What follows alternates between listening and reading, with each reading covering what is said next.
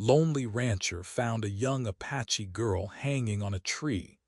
What followed changed a town forever. They say if you ride far enough west, past the railroads long swallowed by the desert, and the wind-worn signs no longer pointing anywhere, you'll find a ranch too stubborn to vanish, and a man who stayed behind when everything else moved on.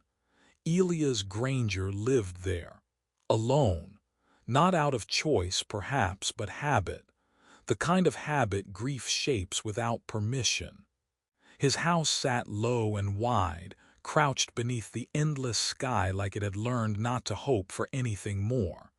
It wasn't much, just four walls, one roof, and a porch that creaked in the breeze, but it stood. And so did he. Mornings came slow on the Granger ranch. Elias would wake before dawn, not because he had somewhere to be, but because sleep didn't come easy anymore. He'd boil water over the stove, pour it into a blackened tin mug, and sip it while watching the first light crawl over the hills. Coffee bitter and unkind, like the days that followed. Inside, the home bore no sounds. No laughter, no footsteps, no voices calling out across the rooms. Just the quiet hum of old wood and the tick of a clock that hadn't been wound in months. Dust collected on memories. A pair of children's boots still by the door. A quilt folded neatly on a chair that no one sat in anymore. Above the fireplace hung a photograph, cracked, yellowing, fading at the edges. A young woman with dark curls tucked behind her ears. A little girl with half a smile and dirt on her cheeks. Elias looked at it every morning, then turned away like it hurt more to remember than to forget.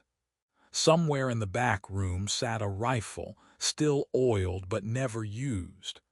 Elias wasn't afraid of dying. He just didn't see the point of hastening what time would eventually take. The bullets stayed in their drawer, untouched. Out by the barn, his old gray horse still paced slow circles in the corral, tail twitching, eyes cloudy with years.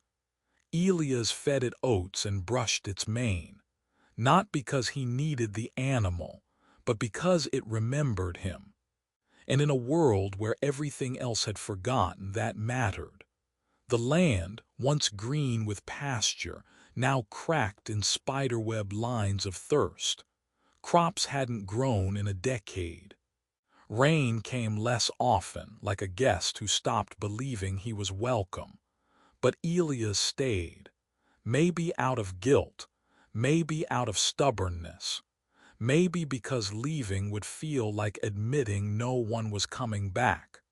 And yet, for all the silence, for all the slow, aching rituals of solitude, something shifted that morning.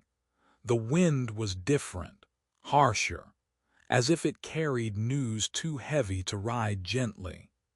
It rattled the loose siding on the barn and stirred the dust in mean little spirals that scraped at the windows. Even the crows, always watchful from the fence posts, flew off early, unsettled. Elias stood at the edge of his field, hand resting on a post eaten through by time. His gaze narrowed at the horizon where red met blue in a silent war of sky and dirt. Something out there. He didn't know what yet.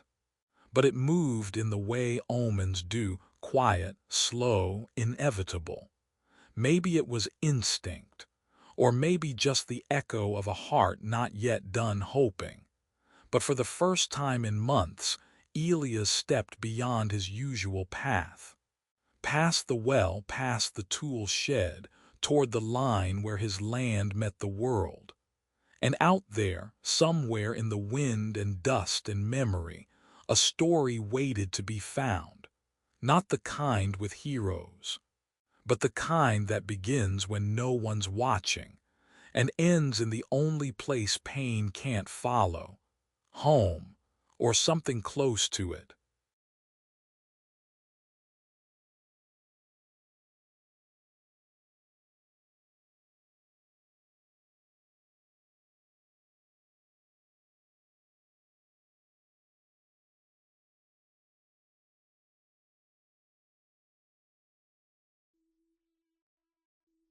It was the wind that led him there. Not a strong wind, not at first, but sharp, like it carried something it didn't want to speak of. Elias had walked that fence line 100 times before, boots tracing the same grooves in the dry earth, hands brushing rusted wire just to feel something still held. But that morning the air had teeth. He noticed the buzzards first, not circling but perched, silent, watching. Then the silence itself, too heavy, too still, like even the insects had gone somewhere else to weep. At the edge of his southern pasture beneath a half-dead mesquite tree, Elias saw it. A shape, small, hanging. For a moment his mind refused to understand. It distorted, tried to rewrite what he was seeing. A doll, maybe, a bundle of cloth. Anything but what it was. A child, her arms dangled, her legs twisted in the wind. Skin smeared with dust and blood, barely breathing but breathing still. And nailed into the bark behind her, a crude piece of wood, scrawled in blackened letters. White man don't forgive. Elias didn't move. The world spun inward. Time broke its rhythm. He heard nothing, not even the wind, only the pounding in his ears like hooves on dry ground. His hands began to shake, not from fear, from memory. A fevered night years ago, a cough, a hand slipping from his daughter's eyes closing in his arms. Now another girl, another pair of eyes, though these were barely open, glassy, empty. He stepped forward slowly, reverently, as if afraid the wind might finish what someone else started. His knife found his hand without thinking, and he sliced the rope as gently as his shaking fingers would allow. She crumpled into his arms, light, fragile, warm enough to still be in this world, cold enough to be leaving it. Her skin bore bruises shaped like hate. Her clothes were torn, stained with earth and ash. But there was no fear in her now, no struggle, just breath, ragged and shallow, and a silence so loud it drowned the sun. Elias knelt there for a long time, cradling her like he used to hold his daughter when she'd cry from nightmares. Only this wasn't a nightmare. This was what people did when no one watched. What hatred looked like when it believed itself righteous. The wind picked up again, fluttering the wooden sign like a mockery. White man don't forgive. He looked at the words, then down at the girl. Apache, maybe 12, maybe less. Someone had wanted her to die here, not just die, but be seen dying. A message meant to warn or provoke. By picking her up, Elias knew what it meant.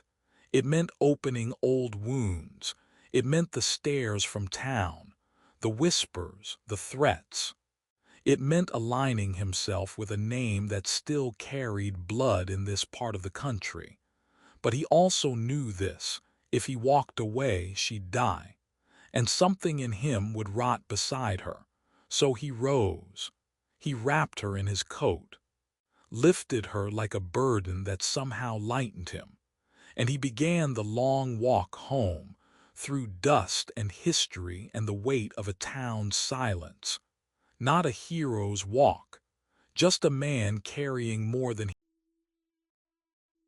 She didn't speak, not when he laid her gently on the faded quilt back at the house, not when he wiped the dried blood from her cheeks with a damp cloth, Not when he lit the fire low and sat by it in silence, watching her chest rise and fall like the wind wasn't sure she should stay. She just stared. Her eyes, half-lidded and unblinking, held something wild, not fierce, not angry, just untamed, like no one had ever taught them how to trust. Elias had seen that look before, in animals cornered, in men broken by war, but never in a child. He made soup, the only kind he knew, beans and water and a pinch of salt. He left the bowl beside her bed and stepped away, not expecting her to touch it. She didn't. Hours passed. The day faded to dusk, and the dusk to a darkness that felt heavier than night. Outside, coyotes howled like ghosts remembering names. Inside, Elias sat by the stove, coat draped over his knees, listening to nothing. Then the sound of metal, a spoon against the side of a bowl. He didn't turn, didn't speak, just let it happen. The next morning she was awake before him, curled into herself like a question too fragile to ask. Her eyes met his for a moment. No fear, no gratitude, just a quiet recognition, like she'd seen him before in some dream she didn't trust. He didn't ask her name, not because he didn't care, but because names belong to people with pasts they could speak of. She wasn't ready for that. Maybe she never would be. Instead, he showed her the basics, where the water pump was, how to fold the blanket just so, how to move through the space without waking the wood beneath their feet. She followed, silent, observant, never more than a few steps behind. One night, while fixing a broken hinge on the barn door, he caught her watching him. Her face half-shadowed, eyes catching the firelight like flint about to strike. "I won't ask you to stay," he said, not looking up. "But if you do, no one here's gonna ask you to explain." She didn't respond, but she didn't walk away either. And that was the first real thing between them. Not a conversation, not an apology, just presence. Later, he found one of his daughter's old hair ribbons tied around the girl's wrist. Not worn like a memory, but guarded like a promise. He said nothing. She said nothing. But for the first time in years, the silence between two people didn't feel like a wall. It felt like shelter. It wasn't until the third morning that she reached for the knife. Not to threaten, not to run, just to carve. Elias had been stacking firewood outside the barn when he noticed her crouched near the side of the house, drawing shapes into the dry earth with his old buck knife, careful, slow, deliberate. He didn't approach, just watched. She scraped the dust in lines, then curves, then something that looked like letters. When she stepped back, he walked over, boots quiet in the silence they now shared like an old quilt. 5 letters, etched with the caution of someone who wasn't sure they were allowed to exist. Nalin, he read it twice, the name settling in his chest like warm iron. Not heavy, just real, a name. She stood nearby, arms folded across her chest, eyes avoiding his. "Yours?" he asked, a slight nod. He crouched beside the carving. "It's a strong name," he said, voice steady. "Means something." She hesitated, then traced her finger over the N. "It means stem, or one who bends, in my mother's tongue. Like a reed, like something that doesn't break." They didn't speak for a while after that, but the dust held the name like scripture. That night, Elias found himself staring at the photograph again. His daughter, Grace, had been 8 when the fever came. Her last words were mumbled, incoherent, but her hand had gripped his like she wasn't ready to let go. He remembered that grip now, as clearly as if it had just happened. And something about the way Nayland held the knife, like it was both a tool and a memory, brought it all back with an ache that wasn't pain, just presence. After dinner, Nayland placed something small on the table, a string of beads mismatched and faded. Each one was chipped, some scorched, but they'd been arranged with intention. "For your daughter," she said, not quite looking at him. "So she's not forgotten." Elia's breath caught in his throat. He reached for the beads but didn't touch them. Not yet. Just looked. The colors reminded him of the blanket his wife used to wrap Grace in on cold mornings. Reds and oranges and a single bead of blue like the morning sky before dust took it. "Where'd you get these?" he asked. "My father made them. I kept them hidden, even when she didn't finish." "You don't have to say it." "I want to." Her voice, though quiet, carried something rooted.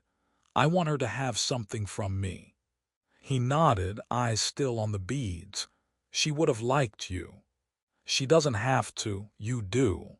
And just like that, the space between them shifted. Not closed, not erased, but acknowledged. Later, Elias nailed a small wooden plaque above the front door. He didn't say why, and Nayland didn't ask. But when she stepped out the next morning and saw her name carved there, just above his own, she paused. Then touched it, not like someone claiming territory, but like someone recognizing a place that might one day feel like home. They began to fall into rhythm. She helped with chores, quiet but purposeful. Mended torn shirts with hands steadier than her age should have allowed. Fed the old horse sugar cubes and spoke to it in her native tongue. Words Elias didn't understand, but recognized as sacred. One afternoon, as clouds rolled low and heavy over the plains, Elias shared something he hadn't said aloud in years. "I buried Grace under the lone tree by the creek. I couldn't stand the thought of her being too far from the house." Nayland didn't speak, but she walked there that evening alone. When she returned, there was mud on her shoes and a single wildflower in her hair. She never said what she'd done at the grave. He never asked. But the next day, a second plaque appeared beside the first one. Smaller, rougher, just 3 letters. GRA. She'd only found half the nameplate in the junk pile behind the shed. But it was enough. That night, Elias finally placed the beads over the fireplace. Not hidden, not shelved. Hung as if to say this was real. She was real. And now so was Nayland. In the days that followed, the house began to breathe again. Windows opened early to let in the wind. The floor creaked with 2 sets of footsteps. The old stove never went cold. A child's humming returned. Not the exact melody Grace used to sing, but something close. Enough to unsettle the ghosts or comfort them. One night they sat outside under a sky cracked with stars, the silence soft like wool. "Do you miss her every day?" Nayland asked. Elias nodded. "But now it's different. It used to burn. Now it hums, like something that's still part of me, not just lost." It started with the chickens. 3 of them laid out side by the barn. Necks twisted clean, feathers scattered like the aftermath of a silent war. No paw prints. No signs of a predator, just precision. Then came the blood, splattered across the door like a signature. Elias found them early, just after sunrise. The sky was still bruised from the night and the air smelled wrong, too still, too sharp, like a storm holding its breath. He didn't call out, didn't wake Nailin. He simply buried the chickens, cleaned the door, and stood for a long while staring into the windless horizon. Later that day, the horse refused to leave the stall. It paced back and forth, snorting, eyes wide, muscles tight. Something unseen had passed by, something that left no tracks but left fear thick in the air. And then the fire. It came at dusk. The western wall of the barn caught first, flames licking dry wood like hungry mouths. Elias and Nailin rushed out, water buckets in hand, blankets soaked and thrown over the blaze. No time to speak, only move. They managed to contain it barely. The smell of smoke lingered deep into their clothes, their skin. When it was over, Elias sat on the edge of the trough, staring at the charred boards. "Someone's sending a message," he said. Nailin stood behind him, fists clenched at her sides. "Why?" "Because we didn't let you die in that tree." He didn't sugarcoat it. There was no need to.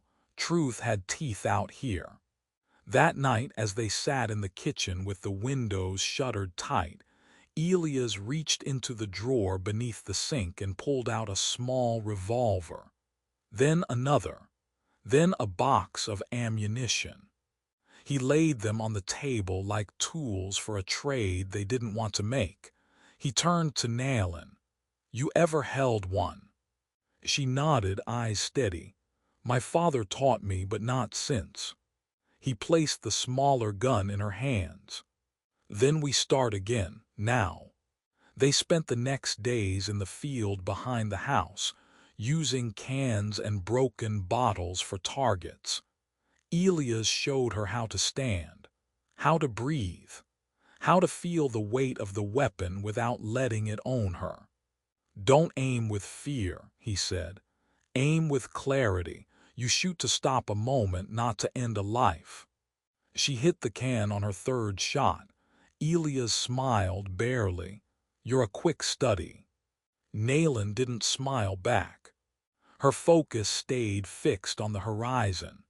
They began to practice signals: 2 knocks on the wall, scratches on the window, 3 stones stacked in a certain way on the porch. Old tricks Elias remembered from his days in the cavalry. Things that saved time when words were dangerous. The town, meanwhile, stayed quiet, too quiet. Men in hats lingered longer than usual outside the general store. Mothers pulled their children closer when Elias rode by. No one spat insults. No one threw rocks, but every glance said, "We know, and we don't forgive." One evening, Elias found a drawing on the back wall of the house. Charcoal hastily done, a hanging tree, and beneath it 2 figures. A white man and a girl with braids, both suspended by ropes. He burned it without telling Nailin, but she already knew. They both did. Later that night, as the wind picked up and the fire cracked low in the hearth, Nailin walked outside alone. Elias let her. Some things needed to be faced under stars. She knelt in the dirt, fingers moving slow, deliberate. When Elias stepped out, he saw the message. Etched into the ground beneath the moonlight, "We are not finished." He looked at her. She didn't cry, didn't speak, but her shoulders were set like stone. He knelt beside her, hand resting lightly on her back. "We won't let them finish it," he said. She turned her head slightly.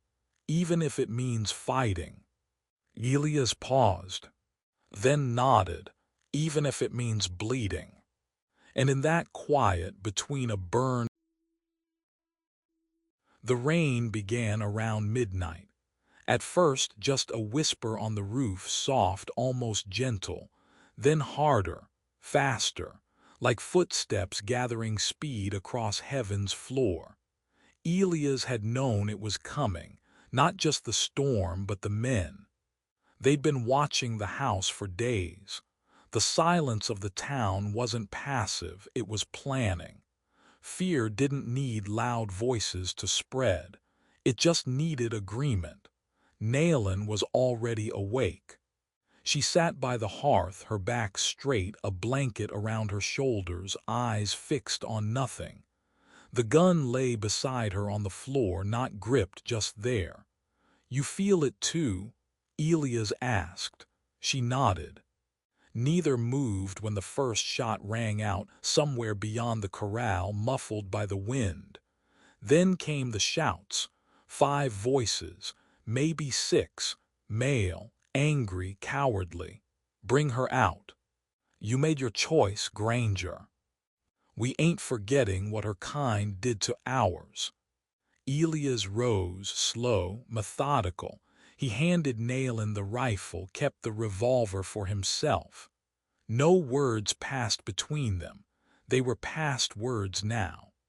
He opened the front door just as another shot split the dark, this one closer. The porch exploded with splinters near the stairs. "Stay low," he whispered. She moved like wind, quick, soundless, taking position by the west window. Outside, the rain painted everything in silver and shadow. Thunder cracked somewhere far, then near. The air tasted of iron. The attackers came in pairs, flanking from both sides, but they didn't expect resistance. Elias fired first, warning into the sky. The second shot wasn't a warning. A scream followed. Then chaos. Gunfire echoed through the trees, bouncing off stone and bone, and silence long held. Nailin shot once, then twice, her aim true, her breath steady. A bottle of lamp oil flew through the dark, smashing against the barn wall. Fire flared for a second, then hissed under the rain. They kept coming. Someone tried to set fire to the shed. Elias shot the man through the thigh. He went down screaming. The others hesitated. And then a horse neighed, boots scattered. A new presence entered the field. From the tree line emerged figures cloaked in dark cloth, hair braided with bone and silence. The Apache, not charging, not shouting, just appearing. As if drawn by the weight of history, the smell of fire, the sound of something long unbroken finally splitting. They didn't raise weapons, they didn't need to. Their presence stopped the world. One by one the attackers froze. The man Elias shot whimpered, crawled back toward the shadows. Another ran. And Nailin, soaked in rain and defiance, walked slowly to the porch. In her hand the old wooden sign, "White man don't forgive." She looked down at the fire pit, still burning despite the storm, fed by dry logs buried deep. Then without ceremony she dropped the sign in. The flames hissed, then cracked. The message burned slowly, letters curling inward, blackening, then vanishing. It was not a protest, not vengeance. It was a release. A refusal to be defined by the words someone else carved. Behind her, Elias stood watch, his gun lowered, his breath calm, not because he wasn't afraid, but because for once he trusted the moment to carry itself. He looked at Nailin and realized he was no longer fighting out of survival. He was standing for her, for grace, for something that felt terrifyingly close to hope. One Apache elder stepped forward, eyes locking with Elias. He didn't speak, just gave a single nod, and that was enough. By morning there were no bodies left, Only tracks in the mud, shell casings, the smell of rain over ash, and a silence so deep it felt earned. Nayland sat at the porch steps, arms wrapped around her knees. Elias brought her a blanket. She didn't cry. He didn't speak. But in the steam rising from the mug he handed her, in the way she held it without trembling, in the way the world didn't fall apart after everything, forgiveness had taken root. Not in a sermon, not in surrender, but in the choice to end the story differently than how it was written. He sat beside her, and for the first time they watched the rain not as a... By the time the storm passed, the barn was gone. The roof had collapsed sometime before dawn, beams charred and waterlogged. Smoke still curled from the edges like the breath of something not quite dead. The fence line sagged. The front porch was scorched black, but the house still stood, and so did they. Elias didn't curse, didn't shout. He just stared at the wreckage with eyes that had seen worse and lived through it. Nayland stood beside him, arms crossed. Her hair was still damp from the rain, her clothes muddy at the knees. She said nothing, but her presence was louder than mourning. They didn't ask each other what came next. They already knew. They began with the small things, nails collected from the ash, boards scrubbed and dried, the stone foundation cleared of soot and checked for cracks. What couldn't be salvaged was stacked neatly, not thrown, not buried, just set aside like old bones too important to forget. They rebuilt without urgency. No rush, just rhythm. In the quiet hours of morning, Elias rehung the door.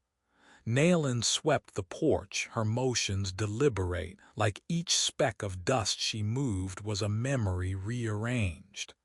They didn't speak much, but each shared silence felt full, like water in a dry well slowly rising again. It was on the third day that she walked into the field behind the barn, knife in hand. Elias followed at a distance, watching as she knelt by the lone tree, the same one he used to pass without looking. Now it stood like a witness. Nayland placed a flat stone at its base, then another. She began carving into the bark, slow and careful. Names, only a few, her father, her mother, Grace. One word per breath, no flourishes, no tears. When Elias reached her, he saw her tracing each name with her fingers like braille for the soul. "You don't have to do this," he said softly. "I know," she replied. "That's why it matters." He sat beside her, knees creaking in protest. "I used to think forgetting was how we moved on," he said. "Now I'm not so sure." "You remember differently when it's shared," she whispered. They stayed like that until the sun dropped low, painting the sky in tired gold. Back at the house there were no grand speeches, no declarations, just tasks. A new door was built. A rope swing tied from the only surviving beam. The fire pit was repaired, not expanded, just enough to warm, not to burn. Nayland took to humming softly while she worked, not songs with words but melodies passed down through breath and silence. Elias never asked where the tune came from. He just listened. Let it settle over the house like morning mist. At night, he stopped locking the door, not because the world had changed, but because something inside him had. He began waking earlier, standing at the edge of the porch, coffee in hand, watching the land with something that resembled ease. The weight on his chest hadn't lifted, but it no longer crushed.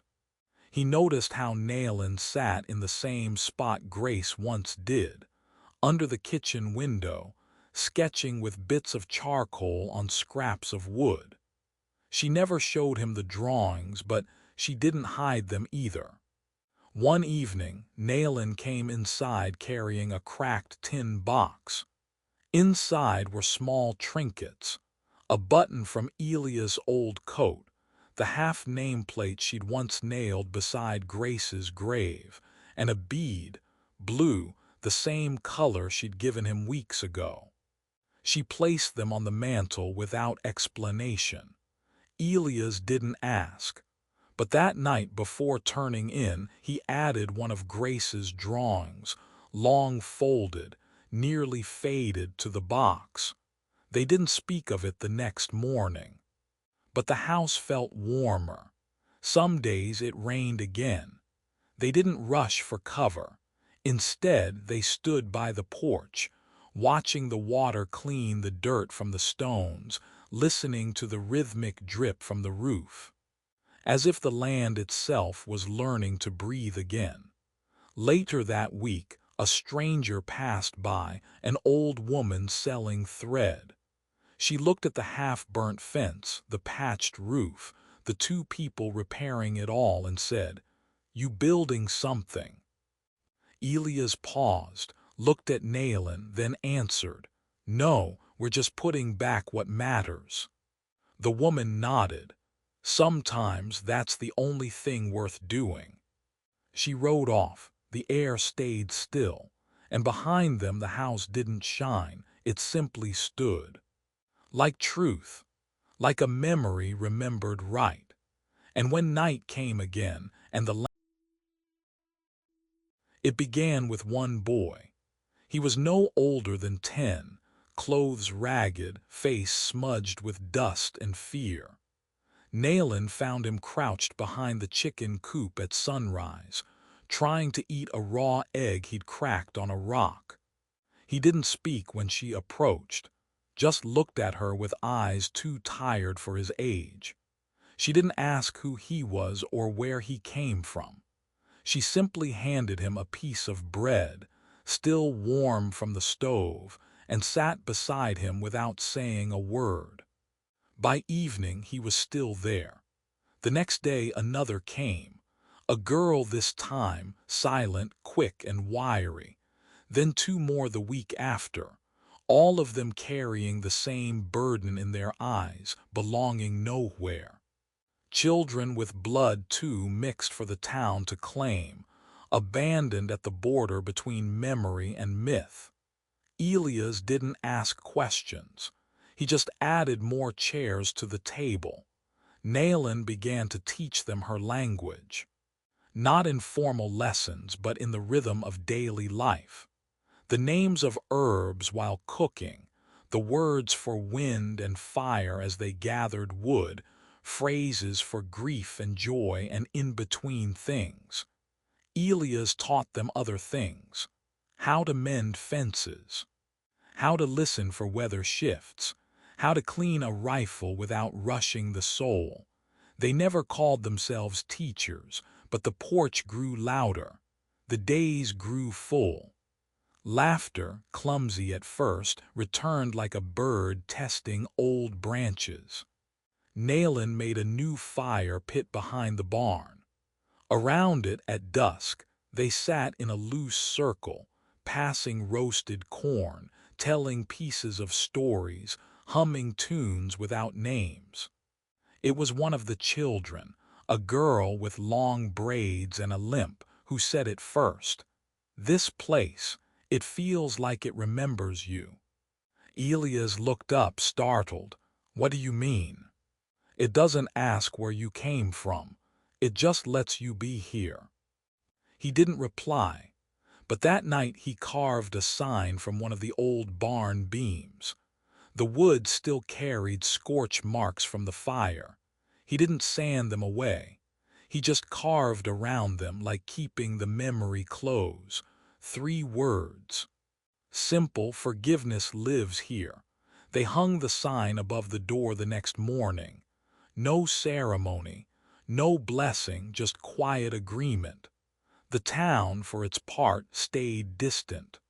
There were still glances, still the occasional muttered curse if Elias rode into the supply store, but no one came out to the house again, not since the night of the storm, and that was enough.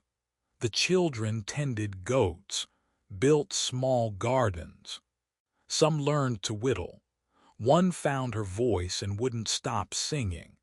Sometimes Nailin would sit on the porch with Elias watching them play. Her hands always moved, sewing, fixing, writing, but her eyes never left the children. "They don't look scared anymore," she said once. "They shouldn't have had to look that way in the first place," Elias replied. "Maybe that's what this place is now." "What?" "Not a refuge, a start." Elias nodded. He didn't have words for what had grown here, but he felt it. In the meals shared, in the shoes lined up by the door, in the way no one knocked anymore, they just came in, knowing they'd be received. One afternoon, a boy painted a picture of the house. It wasn't accurate, the porch too wide, the windows too bright, but it held the feeling right. He added the sign to it, carefully traced letters, "Forgiveness lives here." He showed it to Elias. "It's good," Elias said. "Too good, might give folks the wrong idea." The boy laughed, the sound sudden and free. And in that moment, Elias thought, maybe that was the point, not to forget what had happened, but to remember how far they'd come, and to let even strangers. The doll had no name. It had been there for weeks, left on a shelf, handmade from scraps of cloth and corn husks, with button eyes that never matched. The younger children played with it sometimes. Nailin occasionally rewrapped its arms or replaced the stitching on its faded dress, but no one called it anything. One evening, as the light waned to that thin gold Elias always liked best, he saw Nailin sewing again. This time a tiny blue bead stitched at the neckline of the doll's dress. "New dress?" he asked. She nodded. "She needs a name." He hesitated. "You choosing one?" "She already has one," Nailin replied. Her voice was quiet but steady. "Sona."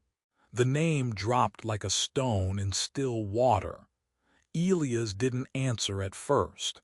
His hand, still resting on the porch rail, clenched slightly, not from pain, but from recognition. "That was Grace's name for the doll she never finished," he said slowly. "She said she'd name her Sona because it sounded like song." Nailin looked up, her eyes didn't flinch. "I didn't know," she whispered. "I believe you." She handed him the doll. "It's time someone did." Elias took it with both hands. It weighed almost nothing, but in that moment it carried every weight he had once buried. He didn't cry, but something inside him moved, like ice cracking after a long winter. He looked at Nailin, not as a child, not as someone saved, but as a soul who had walked through fire beside him, and somehow emerged holding pieces of what he thought he'd lost forever. He reached forward and hugged her, not the stiff, distant kind he had offered before, but real, a father's embrace, and she didn't pull away. For the first time she leaned in fully, let her cheek rest against his chest. No words. Just breath, just warmth, just a silence that felt like understanding. When they pulled apart, she was smiling, not guarded, not polite, but full. A smile with roots. Later that evening, the children gathered by the fireplace. Nailin held up the doll. "This is Sona," she said. No one questioned it, they simply nodded. And one by one they added to her a small bracelet of twine, a folded paper heart, a name spoken then shared. "She's not a toy," one girl whispered. "She's a piece of someone."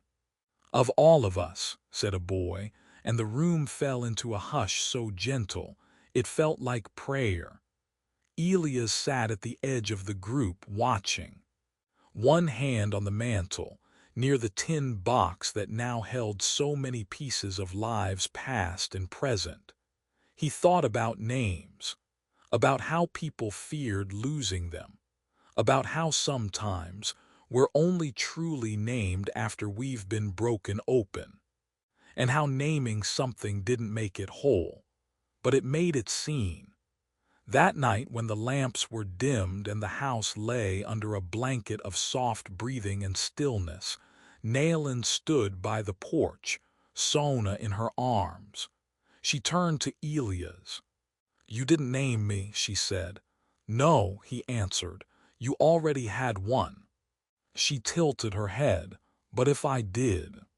He thought a long while. "Then I'd have called you Light," he said, "because that's what came back when you walked in."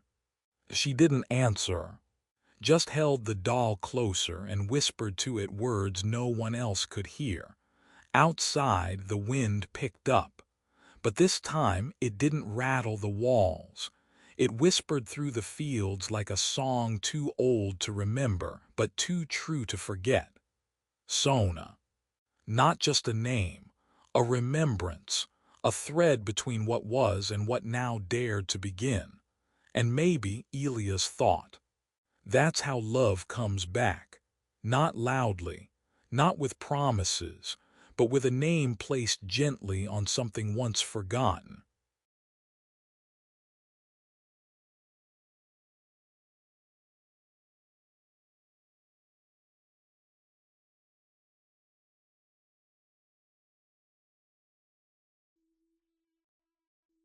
The day was warm.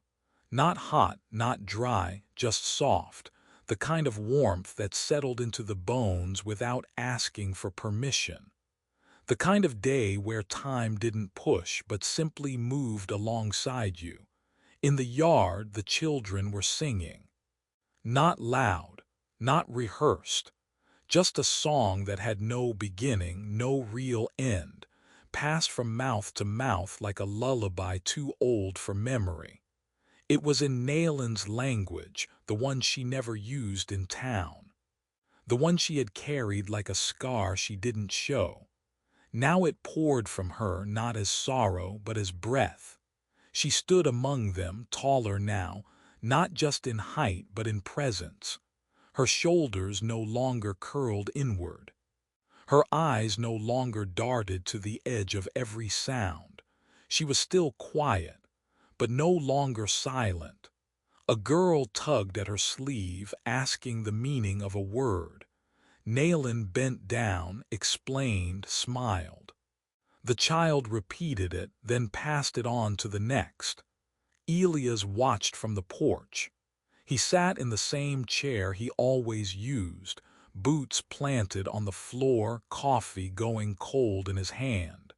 But his eyes weren't distant now. They didn't flick back to yesterday. They stayed here, on this patch of land, this gathering of souls, this moment not asked for but wholly earned. He didn't need to speak, because for the first time in years, nothing inside him demanded to be spoken. The wind picked up slightly, teasing the edges of the sign that hung by the door.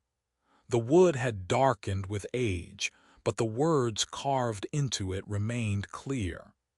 Forgiveness lives here. It swung gently, a little crooked, like most true things. One of the younger boys ran up to Elias holding a drawing. It was a stick-figure family, badly scaled, uneven. But at the center stood a tall man with a wide hat and a girl holding a doll. "This one's you," the boy said. Elias took the drawing, nodded. "You made me taller than the barn." "You feel that tall," the boy grinned, then darted off. Nayland joined him a few moments later, dropping beside him on the step. She didn't say much, just sat, her shoulder brushing his. "They're loud today," he said. "They're free," she answered. He looked at her. "You are too." The words lingered, not as praise, not as sentiment, just truth. She glanced toward the sign. "Do you think that's true?" "I do now." A pause, then softer. "It's not just that we forgave them," Elias said. "It's that we stopped needing them to be sorry." Nayland nodded. The wind shifted again, this time carrying with it a laugh, a clear, bright sound from one of the girls rolling in the grass. It cut through the air like bird song after long silence. They both smiled. It was enough. No final speech. No last revelation. Just the wind, just the laughter, just the echo of a place that once held pain and now held something else. Not perfect, not healed, but living. And that perhaps was all that mattered. The sun dipped low. The sign swayed in the breeze. Forgiveness lives here, and the wind, ever faithful, carried it on.